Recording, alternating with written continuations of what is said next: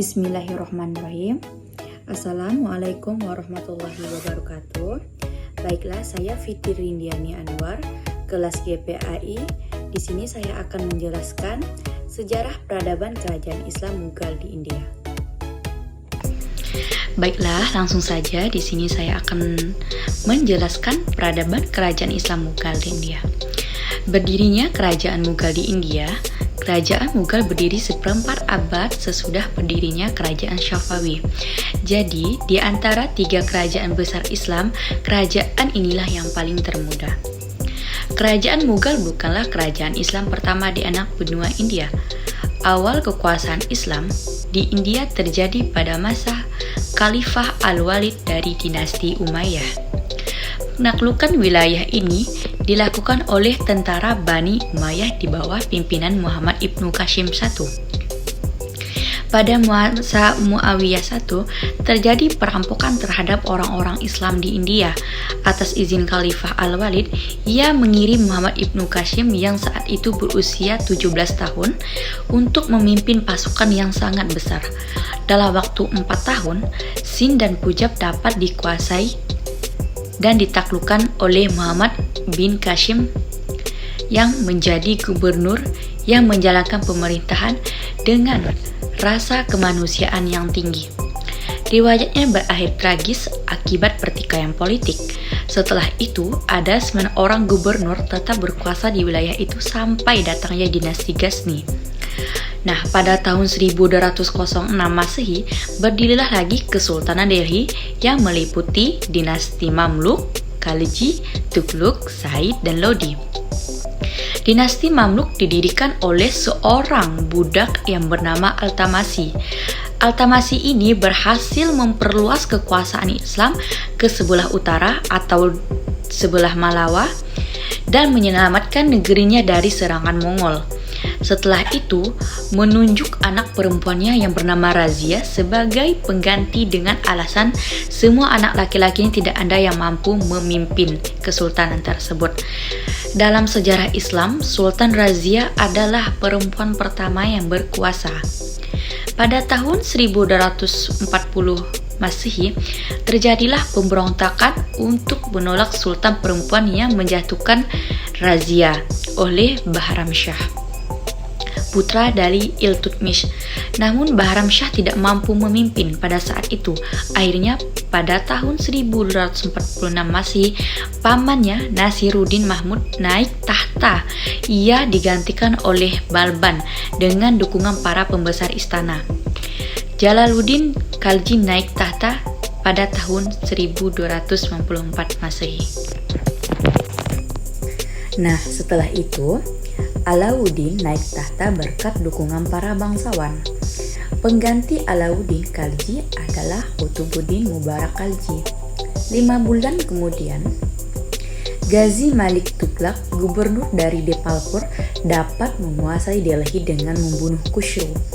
Ghazi Malik menduduki tahta dengan gelar Ghishayuddin Tughlaq. Ghishayuddin Tughlaq meninggal dunia pada tahun 1325 Masehi. Junakan terpilih sebagai pengganti sultan. Ia naik tahta dengan gelar Muhammad ibnu Tughlaq. Ia wafat pada tahun 1351 Masehi ketika negara dilanda pemberontakan.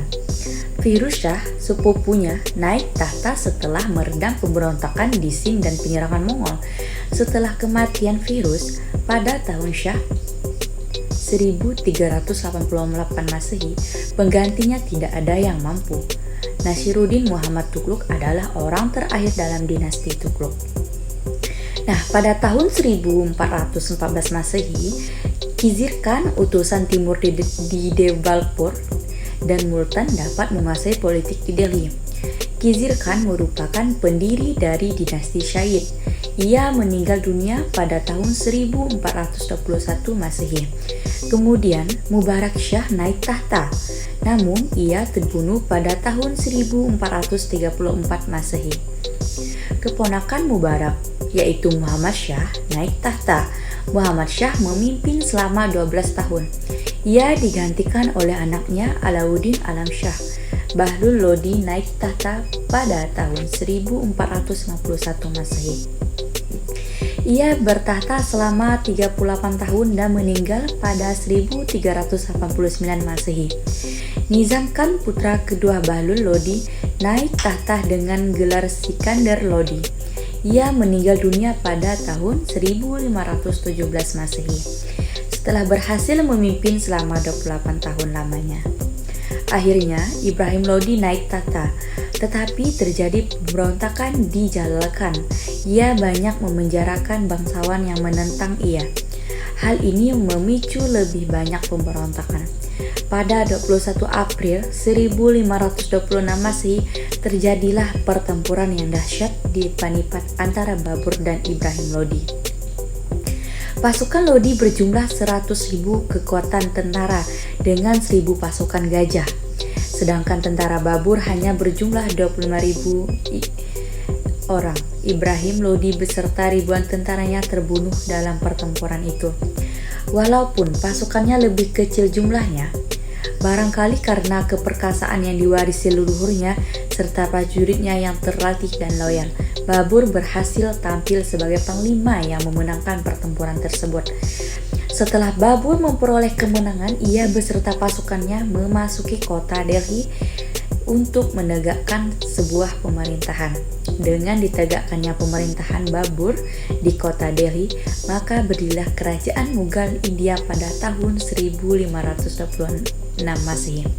Dan terdiri para penguasa kerajaan Mughal India yang terdiri dari Babur 1526 Masehi sampai 1530 Masehi, Humayun, Akbar, Jahangir, Shah Jahan, Aurangzeb atau Alamgir, dan pemerintahan pasca Aurangzeb.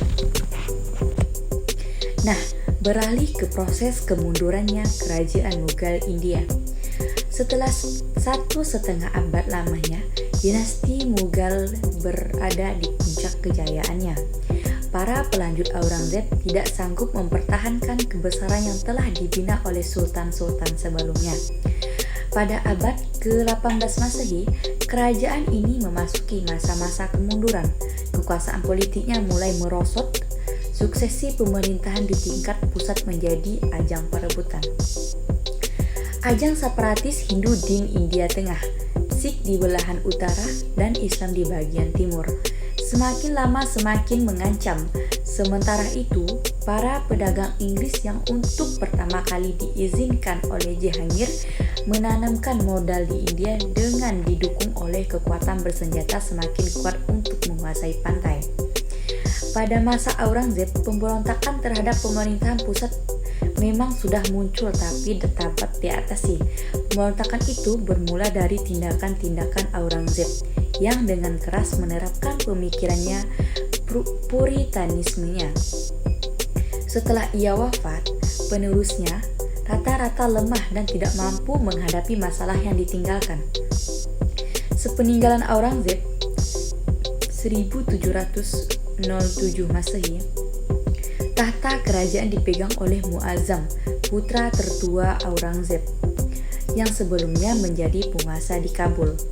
Putra Aurangzeb ini kemudian bergelar Bahadur Shah. Ia menganut aliran Syiah. Pada masa pemerintahannya yang berjalan selama 5 tahun, ia dihadapkan pada perlawanan Sikh sebagai akibat dari tindakan ayahnya. Ia juga dihadapkan pada perlawanan pendudukan Lahore karena sikapnya yang terlampau memaksakan ajaran Syiah kepada mereka. Setelah Bahadur Shah meninggal dalam jangka waktu yang cukup lama, terjadilah perebutan kekuasaan di kalangan keluarga istana. Bahadur Shah diganti oleh anaknya Azimushah.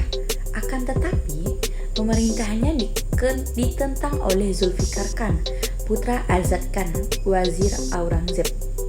Azimushah meninggal tahun 1712 Masehi dan diganti oleh putranya Jihandar Shah yang mendapat tantangan dari Farrukhsiyar, adiknya sendiri. Jihandar Shah dapat disingkirkan oleh Farrukhsiyar tahun 1713 Masehi. Farrukhsiyar berkuasa sampai tahun 1719 Masehi dengan dukungan kelompok Syiah, tapi tewas di tangan para pendukungnya sendiri pada tahun 1719 Masehi. Nah, sebagai gantinya diangkat Muhammad Shah Ashfar di bawah pimpinan Nadir Shah yang sebelumnya telah berhasil melenyapkan kekuasaan Safawi di Persia. Keinginan Nadir Shah untuk menundukkan kerajaan Mughal terutama karena menurutnya kerajaan ini banyak sekali memberikan bantuan kepada pemberontak Afgan di Persia. Oleh karena itu, pada tahun 1739 Masehi, 2 tahun setelah menguasai Persia, ia menyerang kerajaan Mughal. Muhammad Shah tidak dapat bertahan dan mengaku tunduk pada Nadir Shah.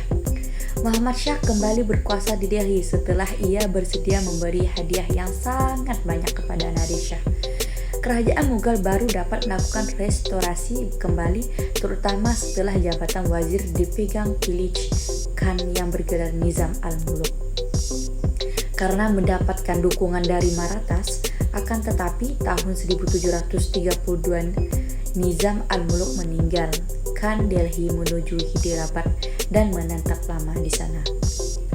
Konflik-konflik yang berkepanjangan mengakibatkan pengawasan terhadap daerah lemah.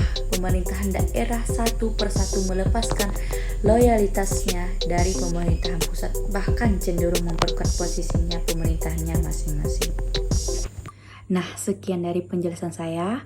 Kurang lebihnya saya mohon maaf. Semoga bermanfaat bagi kita semua.